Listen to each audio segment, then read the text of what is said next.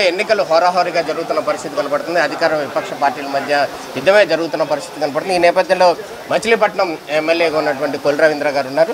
ఈరోజు ఇక్కడ దైవజనులు అందరూ కూడా ఒక ప్రార్థన కార్యక్రమం జరిగింది. ఈ కార్యక్రమం యొక్క ఉద్దేశం ఏంటో ఒకసారి మీరు చెప్తారా సార్? ఏ ఉద్దేశంతో ప్రార్థన జరిగింది?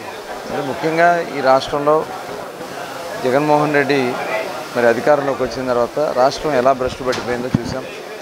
ఆ రోజున క్రైస్తవ సోదరులకు కూడా మరి బైబిల్ పట్టుకుని తిరిగినటువంటి జగన్మోహన్ రెడ్డి గారు వాళ్ళని కూడా మోసం చేశారు.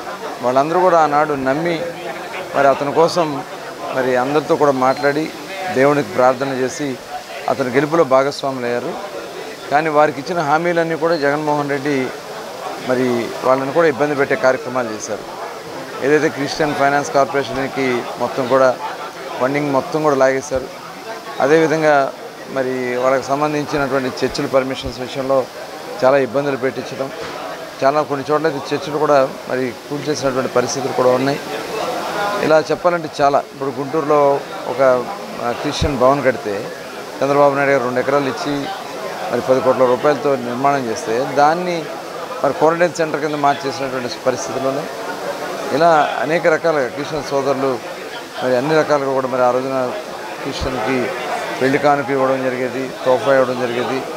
ఇవన్నీ కూడా రాకుండా చేయటం, ముఖ్యంగా ఎయిడెడ్ స్కూల్స్ మరి క్రిస్టియన్ ఎయిడెడ్ స్కూల్స్ అన్నీ కూడా మరి ఆస్తులన్నీ కొట్టేయడం కోసం చేసినటువంటి ప్రయత్నంలో ఇవాళ వాళ్ళు ఆ సంస్థలు నడపడానికి ఇబ్బందులు పడుతున్నటువంటి పరిస్థితి ఉంది.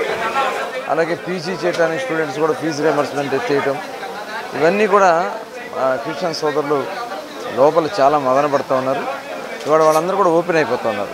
ఇక్కడే కదా రాష్ట్ర వ్యాప్తంగా కూడా ప్రతి ఒక్క క్రిస్టియన్ సోదరు ఇవాళ ఏదైతే మిషనరీ ఆస్తులు ఉంటాయి, మిషనరీ ఆస్తులు మొత్తం కూడా అన్యాక్రాంతం అయిపోతూ ఉన్నాయి, ఆక్రమణకు గురి అయిపోతూ ఉన్నాయి. ఇవాళ రక్షణ లేకుండా పోతూ ఉంది. ఇవన్నీ కూడా మరి వాళ్ళు ప్రశ్నలు దృష్టి పెట్టుకున్నారు.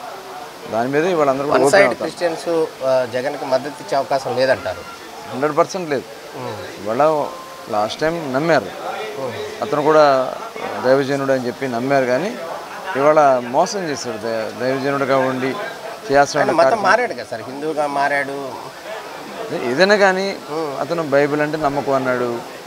వాళ్ళ మదర్ కూడా బైబిల్ చేశారు.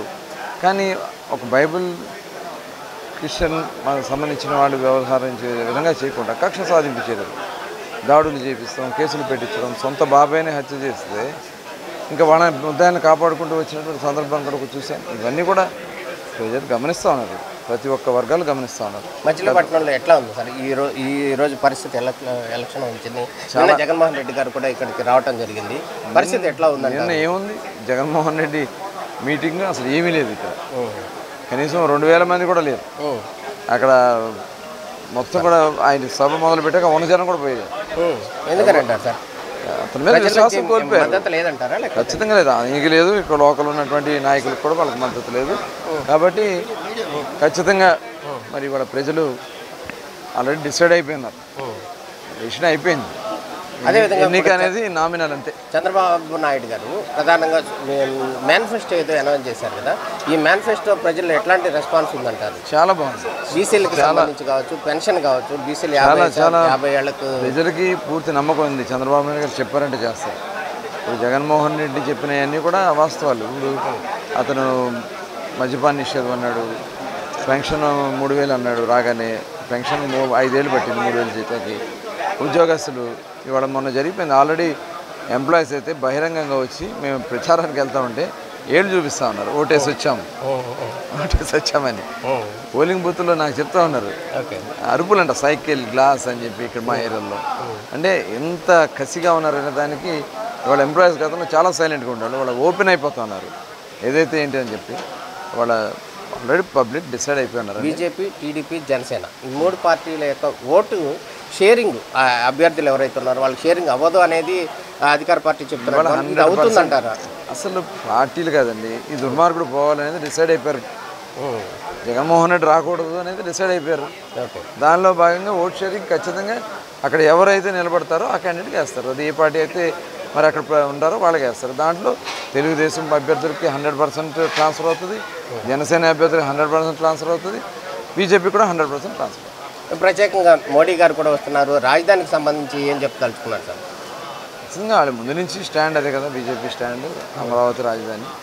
అదే మీ కూటమికి సంబంధించి పోలవరం గురించి కానీ అమరావతి గురించి కూడా పోలవరం కూడా వాళ్ళు సపోర్ట్ చేశారు. మేము మీ హయాంలో అవుతుందండి 72% పనులు ఆ రోజున పూర్తి చేసుకున్నామంటే చంద్రబాబు నాయుడు గారు కృషి వల్ల కానీ, పరుగులు పెట్టించినటువంటి విధానం వల్ల కానీ, కేంద్రం కూడా ఫండింగ్ ఇవ్వడం వల్ల కానీ, ఏదైనా కానీ పోలవరం చాలా ఫాస్ట్గా మూవ్ అయింది.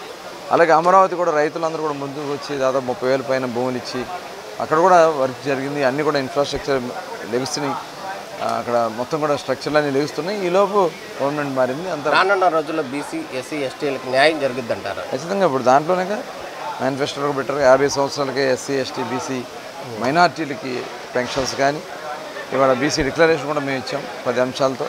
ఆ డిక్లరేషన్ ఖచ్చితంగా అమలు జరుగుతుంది. ముస్లిం సోదరులకి న్యాయం జరుగుతుంది, అటు అన్ని వర్గాలకు కూడా న్యాయం జరుగుతుంది. ఓవరాల్గా ఏం చెప్తారు సార్? మచిలీపట్నంలో గెలుపు మీదే అంటారా, లేకపోతే అనుమానాలు ఉన్నాయి? మచిలీపట్నం ఒకటే కాదు, 160 స్థానాల్లో తెలుగుదేశం, జనసేన, భారతీయ జనతా పార్టీ గెలవబోతాం. Right, all the best sir.